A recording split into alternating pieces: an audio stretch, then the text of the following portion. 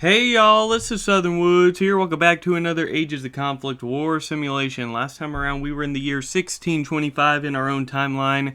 Alright, as the tribe I will not name in case you don't want spoilers, won it all, right? Now we've jumped forward 50 years in our own timeline to the year 1675. The most notable changes is that the British are now in North America.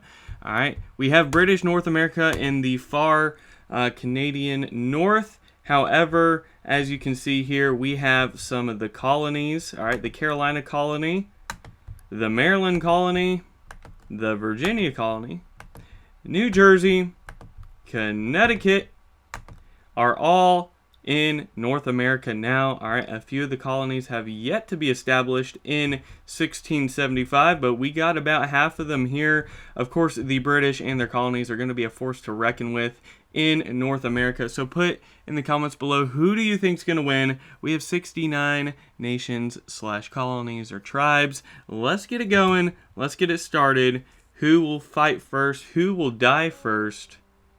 Some alliances are forming. All right, first between the Shoshone and Southern Paiute. We have the first wars being declared all over the country in the Northwest and Northeast specifically. The first of all is going to be the Abenaki, conquered by Connecticut.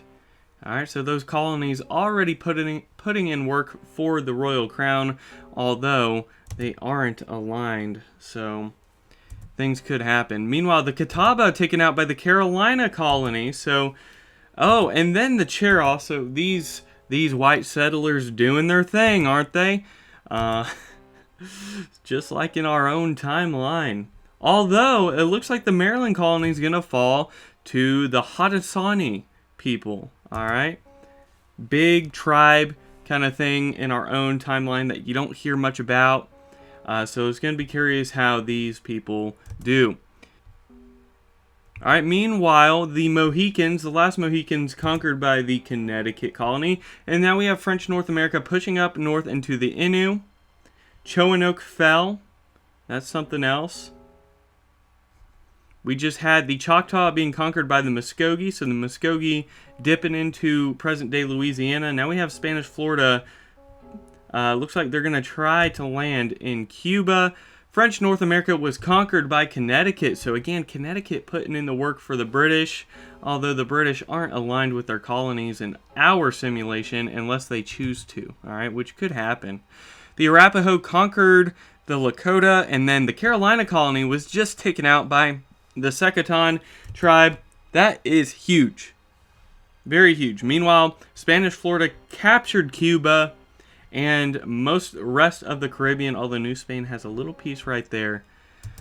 A lot has just happened quickly. The Pomo conquered the Ohlone and the Chippewa just fell. Alright, Chippewa won in 1625.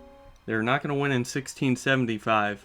Alright, that big tribe was just conquered by Miami. So, Miami putting in some work. Meanwhile, the Apache conquered the Caddo tribe. And now the Blackfoot Confederacy trying in this big, gory war line, trying to capture the Plains Creek. And they do before getting stabbed in the back by the Arapaho. So, a lot has happened very quickly. We only have 45 nations left. So, let's look at the statistics real quick. New Spain's going to be the largest, followed by British North America, and then the Innu. The economy is going to be New Spain, British North America, and the Arapaho. And checking out the alliance map real quick, largest is going to be the Order of the Nez Perce right here, followed by the Arapaho Union. A lot of these alliances aren't too much bigger than one another. Is there any... puppets to look at? Yes. Alright, the Yokuts are a puppet state of the Shoshone. That's something to look at as well as we move forward here. New alliances are forming between colonies and tribes. Big battle between the Yakima and British North America. And now we have the Kiowa facing a couple different people themselves. And the Kiowa are going to fall, taken out by the Apache.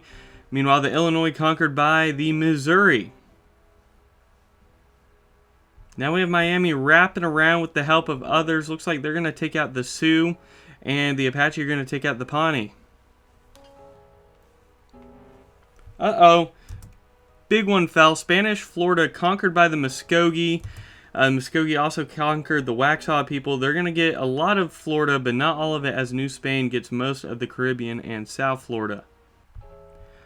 Wow, New Spain putting in work over here, conquering a lot of these smaller tribes, or at least trying to. Alright, meanwhile, the Cherokee were conquered by the Shawnee. Missouri is battling the Comanche currently. Missouri also taking out the Osage. Uh-oh, the Muskogee just fell as the Secotan people took their territory. A lot is happening. This is chaotic, for sure. Chickasaw fell. Ooh, a lot just happened up northeast too, as a couple were taken out by the Innu. The Crow, Missouri, and Arapaho all just fell simultaneous. Fuck. All right, Virginia colony taken out by the Secotan. So the only colony, all right, British colony left is going to be Connecticut, which have remained sort of peaceful with everyone since shrinking. Yeah, well, I say that, and then the Innu basically took control of them. So no more colonies. The Navajo and the Comanche both just fell as well. It's been a lot to keep up with. Are y'all keeping up with at home? The Apache now becoming a puppet state of the Shawnee, as they have shrunken quite a bit. The Shawnee up here, so interesting. Kind of using them as a buffer between them and the Secotan a little bit. We have the Miami trying to push up north in the Innu, as well as the Secotan people.